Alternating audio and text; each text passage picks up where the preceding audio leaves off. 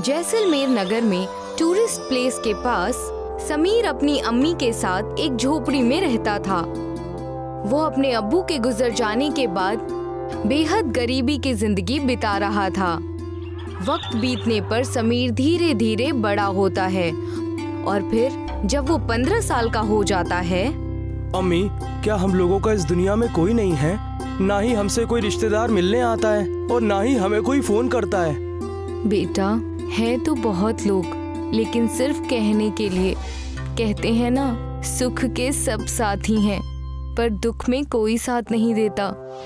अम्मी, मेरे सब दोस्त कहते हैं कि तुम्हारा तो इस दुनिया में कोई भी नहीं है, तुम लावारिस हो। नहीं बेटा, मैं हूँ ना तुम्हारे लिए। तुम परेशान मत हो, हमारे दिन जरूर बदलेंगे। फिर उन लोगों को तुम भी जवाब दे पाओगे। हाँ अम्मी, सही कहा आपने। चंपा लोगों के घरों में काम करके 2 वक्त की रोटी जुटा पाती थी। समीर इस बात से बेहद परेशान होता है। फिर एक दिन वो नदी के किनारे बैठकर सोच रहा होता है। तभी वो नाव की सवारी कराते लोगों को देखता है, तो वो भी ये करके पैसे कमाने की सोचता है। अरे चचा, मुझे भी ये नाव चलानी है और पैसे कमाने हैं। हाँ तो नाव खरीद के ला और चला। अरे चचा, इस नाव को खरीदने में कितने पैसे लगते हैं? ज्यादा नहीं बेटा, बस 20,000 रुपए लगेंगे, खरीद लो। चाचा, ये तो बहुत ही ज्यादा है मेरे लिए। मैं कहाँ से इतने सारे पैसे लेकर आऊंगा? क्या आप मेरी मदद कर देंगे? मुझे कुछ दिनों तक अपनी नाव पर ही काम करने दें, फिर मैं पैसे जुटाकर अपनी नाव खरीद लूंगा। समीर के ऐसा कहने पर नाव वाला सोचता है कि अगर इसको सिखा दूंगा तो मेरी बिक्री कम हो जाएगी, और ये तो नौजवान लड़का है और मुझसे भी तेज काम करके ज्यादा पैसे कमाने लगेगा। फिर मेरी नाव पर कोई नहीं आएगा। ये सोचकर वो कहता है, अरे बेटा, तू अभी छोटा है, नहीं चला पाएगा, और पहले तुझे तैरना भी सीखना पड़ेगा। तब तक कुछ और काम कर ले, पैसे भी कमा ले नाव खरीदने के लिए। ठीक है चाचा। समीर चाचा की बात सुनकर घर चला जाता है। फिर अगले दिन अपने दोस्तों को सारी बात बताता है और फिर अपने घर के हालात भी बयां करता है। वो अपने दोस्तों से कोई काम बताने को कहता है। तब उसका एक दोस्त रुपेश कहता है, भाई, एक बहुत आसान काम है। आने वाले टूरिस्ट लोगों को इस जगह के बारे में बातें बतानी है। हाँ, क्या सच में इतना आसान काम है? हाँ भाई, सच कह रहा हूँ। मेरा चचेरा भाई यही काम करता है। चल, मैं उससे तेरी मुलाकात करा देता हूँ। तू काम सीख लेना और फिर करने लगना। समीर रुपेश के दोस्त से जाकर मिलता है। फिर उसका बताया हुआ काम सीख लेता है और करने लगता है। समीर के काम करने से उसके घर की स्थिति सुधरने लगती है। फिर उसके अब्बू की बंजर पड़ी जमीन पर वो अपनी अम्मी के साथ मिलकर धान उगाने लगता है। भाई, तुम्हारा बहुत बहुत शुक्रिया कि तुमने मुझे इस काम में लगवा दिया, जिससे मेरे घर की हालत ठीक हो रही है। अरे भाई, दोस्त बुरे वक्त में काम नहीं आएगा तो कौन आएगा? शुक्रिया मत बोल। बेटा, ये लो, चावल के आटे के समोसे बन गए हैं। खाकर देखो तो कैसा लग रहा है। हाँ चाची, जरूर दीजिए, खाकर बताता हूँ। रुपेश चंपा के बनाए समोसे खाता है। समोसा खाते ही वो अपनी उंगलियां चाटने लगता है और फिर कई बार और मांगकर खाता है और फिर कहता है, चाची, आपने क्या लाजवाब समोसे बनाए हैं। मैंने तो ऐसे लाजवाब समोसे, वो भी चावल के, कभी नहीं खाए। मेरी माँ के हाथों में जादू है। चाची, ठीक है, मैं चलता हूँ। आप ऐसे ही समोसे मुझे रोज बनाकर भिजवा दीजिए। हाँ बेटा, जरूर। फिर अगले दिन जब वो अपने काम पर जाता है तो वहाँ एक टूरिस्ट को घूमते घूमते भूख लगती है। फिर वो समीर से होटल के लिए पूछता है। समीर उसे होटल लेकर जाता है तो वहाँ पर सारे चावल के आइटम होते हैं जो उसे पसंद नहीं आते। तो वो कहता है, हे मैन, क्या तुम मुझे किसी अच्छी खाने की जगह ले चलोगे? मुझे चावल का सिंपल खाना खाना है। समीर को समोसे का ख्याल आता है और तब वो अपनी अम्मी को फोन करके समोसे और चटनी बनाने को कहता है। माँ, मैं 2-4 लोगों को लेकर आ रहा हूँ, आप समोसा तैयार रखना। समीर के कहने के हिसाब से उसकी अम्मी चावल के आटे के समोसे तैयार करती है और उसे बेहद खूबसूरत तरीके से परोसती है। तब जब समीर उस टूरिस्ट को लेकर वहाँ पहुँचता है तो उसकी अम्मी उसे समोसे परोसती है। ये तुम हमें कहाँ ले आए हो? हम लोग ऐसी कैसी जगह नहीं खाना चाहते। सॉरी जनाब, पर आप लोग परेशान ना हो, ये मेरा अपना घर है और आप लोग एक बार मेरी माँ के हाथों के समोसे खाकर देखें, फिर आपको कोई भी परेशानी हुई तो सबकी जिम्मेदारी मैं ही लूंगा। हाँ साहब, और आप लोगों का मन हो तभी हमें पैसे दीजिएगा, नहीं तो पैसे दिए बिना ही चले जाइएगा। ठीक है, तुम इतना कह रहे हो तो हम खा लेते हैं, फिर देखते हैं हमें क्या करना है। समीर और चंपा के कहने पर वो टूरिस्ट समोसे खाने लगते हैं और उसके साथ दी गई सरसों की चटनी और इमली की चटनी भी खाने लगते हैं। वो लोग समोसे खाकर बेहद खुश हो जाते हैं और फिर और समोसे मांगकर खाते हैं। वाह, क्या लाजवाब समोसे बने हैं। हाँ बिल्कुल, तुमने सच कहा। वो उसकी खूब तारीफ करते हैं और फिर समोसे की कीमत से ज्यादा पैसे देते हुए कहते हैं, तुम लोग इसकी दुकान खोल लो, बहुत ही अच्छी इनकम होगी। हाँ हाँ जरूर सर, जरूर ऐसा ही करेंगे। टूरिस्ट की कही गई बात को मानकर समीर और उसकी अम्मी मिलकर समोसे की दुकान खोल लेते हैं और उनकी दुकान बहुत जल्दी मशहूर हो जाती है। आसपास के लोग और टूरिस्ट को सबको समोसे बहुत पसंद आते हैं। अम्मी, आपके डिजाइन किए हुए रिंग रोल समोसे और भी लोगों को पसंद आ रहे हैं और नए नए डिजाइन के समोसे बना दिया करो, जिससे लोग और खुश होकर और भी समोसे खरीदे। समीर के कहने से उसकी अम्मी और भी डिजाइन से समोसे बनाने लगती है, जिससे उसकी डिमांड और भी बढ़ जाती है, जिसके लिए और भी लोगों को काम पर रखना पड़ता है और उसके समोसे फिर दूर दूर तक जाने लगते हैं और उसका मुनाफा बहुत अच्छा होने लगता है। ये जानकर फिर मीडिया वाले आकर उसका इंटरव्यू लेते हैं, जिससे पूरे शहर में उसका नाम रोशन हो जाता है, जिसे देखकर उसके खानदान के लोग भी उनसे रिश्ता बनाने लगते हैं। समीर पुरानी बातें भुलाकर सबसे मिलजुल कर रहने लगता है। सीख, अमीरी का साथी हर कोई, गरीबी का साथी कोई नहीं। ये कहानी है मथुरा के लल्लन की।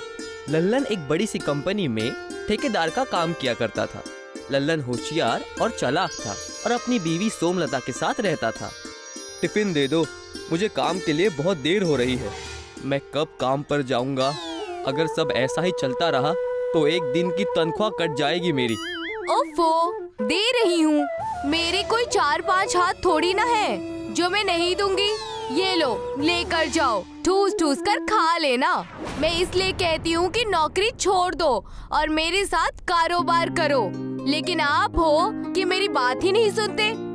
धंधे का कोई ठिकाना नहीं होता। नौकरी अच्छी है, कम से कम एक किस्म का तनख्वाह तो जेब में आ रहा है ना।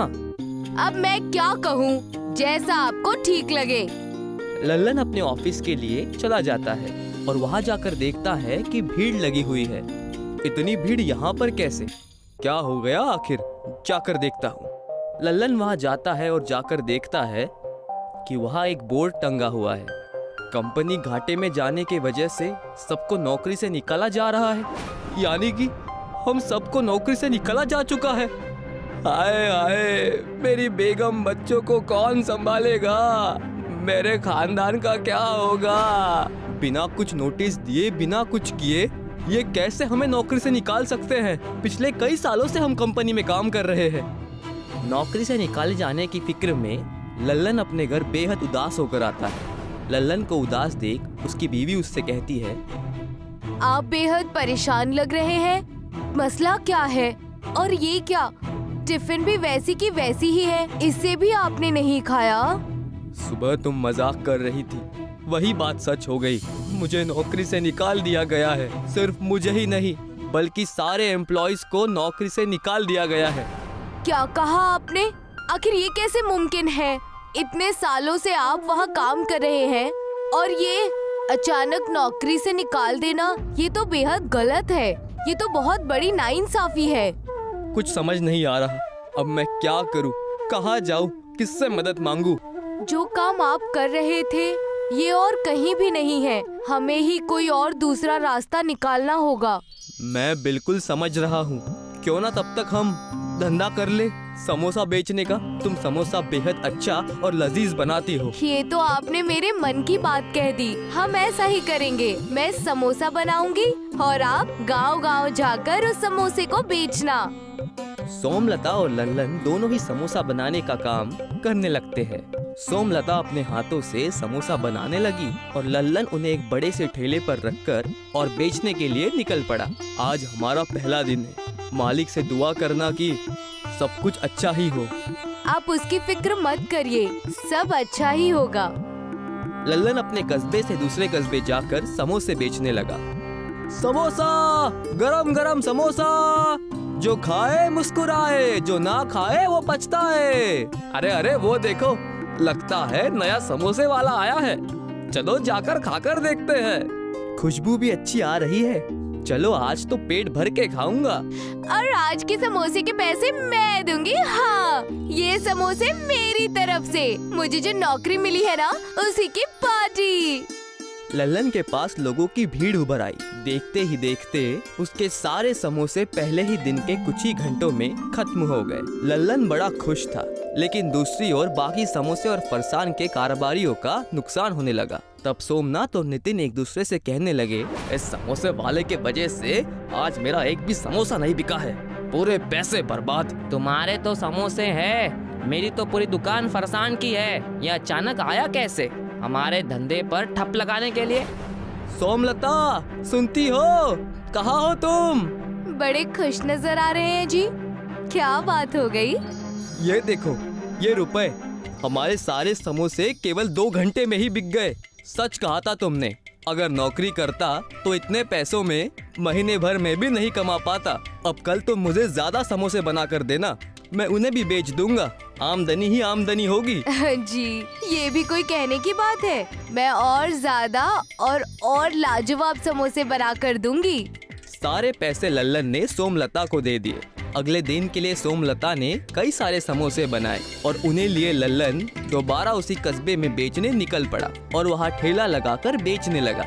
ऐसे ही लल्लन को कुछ दिन हो गए समोसा बेचते हुए। तब नितिन और सोमनाथ ने तय किया, इस लल्लन का कुछ करना पड़ेगा। मेरे पास नशीली दवाई है, उसके समोसे में यही मिला दो। तुम उसकी फिक्र मत करो, मैं जाकर उससे बात करूंगा। इतने में तुम उन समोसे में दवाइयाँ मिला देना। सोमनाथ और नितिन उसके दुकान के पास जाते हैं। तब सोमनाथ लल्लन का ध्यान भटकाता है। अरे लल्लन भाई, वो देखो, वहाँ उस गरीब कुमार के यहाँ मिट्टी के सामान उठाने हैं। तुम चलोगे? सिर्फ मुझसे नहीं होगा, बड़ा वजन है। अरे सोमनाथ भाई, ये भी कोई कहने की बात है? चलो, कुमार चाचा की उम्र भी तो हो गई है। सोमनाथ लल्लन को लेकर कुमार चाचा के घर चला गया। मौका मिलते ही नितिन ने उसके समोसे में नशीली दवा मिला दी। दूसरी तरफ लल्लन वहाँ जाकर देखता है कि सोमनाथ उसके साथ है ही नहीं। तब वो कुमार चाचा से कहता है, चाचा क्या हाल चाल? मैंने सुना है कि कोई बहुत भारी चीज उठानी है। इस बूढ़े की दुकान में क्या भारी होगा बेटा? तुम्हें किसी ने बुद्धू बनाया है। हो सकता है सोमनाथ भाईजान का मजाक हो, लेकिन आप परेशान क्यों लग रहे हैं? कोई बात है क्या? तब उस चाचा ने अपना हाल बताया और कहने लगा, पिछले कई दिनों से कर्ज का मारा हूँ। मैंने खाना भी पिछले हफ्ते खाया है। ये भी कोई कहने की बात है चाचा? ये लीजिए कुछ रुपए, जब आपके पास आ जाए तब मुझे वापस लौटा दीजिएगा। एक वक्त मैं भी आप ही की तरह परेशान था, लेकिन अब मैं बिल्कुल खुश हूँ। तुम्हारा बहुत बहुत शुक्रिया बेटा। लल्लन उस बूढ़े चाचा को पैसे देकर जा ही रहा था कि उन्होंने उससे कहा, जाने से पहले मैं तुम्हें एक सच्चाई बताना चाहता हूँ कि ये सोमनाथ और नितिन ने तुम्हारे समोसे में नशीली दवाई मिलाई है। मैंने उन्हें बात करते हुए सुन लिया था। तुमने मेरी मदद की, इसीलिए मैंने तुम्हें बता दिया। नशीली दवाएं? आखिर क्यों? ताकि तुम्हारा धंधा चौपट हो जाए। चाचा ने उसे सारी बातें बताई और कहने लगे, तुम्हें एक तोहफा मेरी तरफ से, ये रखी हुई मिट्टी को ले जाओ। इस मिट्टी में ऐसा क्या है चाचा? देखो तो ये मामूली मिट्टी है। तुम्हें इस मिट्टी के आग पर समोसा पकाना है, जमीन में गाड़कर। और देखना, तुम जो भी समोसा बनाओगे वो जादू ही बनेंगे। जब मिट्टी खत्म हो जाए तब दोबारा लेने आ जाना। मिट्टी के समोसे खाते ही लोग भाग भाग कर तुम्हारे यहाँ और मांगने आएंगे। लल्लन ने ठीक वैसा ही किया। उस जगह की मिट्टी को लेकर वो अपने घर आ गया और सारी बातें अपनी बीवी सोमलता को बताई। मिट्टी का समोसा, ये क्या है जी? इसे तो मैं भी बनाना चाहूंगी। तो फिर देर किस बात की, इस जादुई मिट्टी से जादुई समोसे बना दो। सोमलता ने समोसे में आलू और मसाला भरकर तैयार रख दिए। लल्लन उस मिट्टी को गड्ढे में डालने लगा और वही समोसे को गाड़ कर लकड़ियों में आग लगा दी। आग की तपती आंच में समोसे पकने लगे। उसकी खुशबू चारों ओर फैलने लगी। खुशबू तो बेहद अच्छी और बेहतरीन आ रही है। ये समोसे बेहद बहुत लाजवाब होंगे। मुझसे तो रहा नहीं जा रहा। जादुई मिट्टी के बने हुए समोसे बहुत ही लजीज थे। उन मिट्टी के समोसे को लेकर लल्लन बेचने निकला। मिट्टी के समोसे ले लो, मिट्टी के समोसे ले लो। मिट्टी के समोसे क्या है भाई, लगता है चलकर खाना ही पड़ेगा। मैं भी जाकर खाऊंगी। मिट्टी के समोसे सुनते ही सब मिट्टी के समोसे खाने के लिए लाइन में लग गए और लल्लन का बहुत ज्यादा धंधा होने लगा। ज्यादा धंधे के चलते नितिन और सोमनाथ को अपनी दुकान बंद करने पड़ी और लल्लन के मिट्टी के जादुई समोसे बहुत ज्यादा चलने लगे और लल्लन और उसका परिवार खुशी खुशी रहने लगा।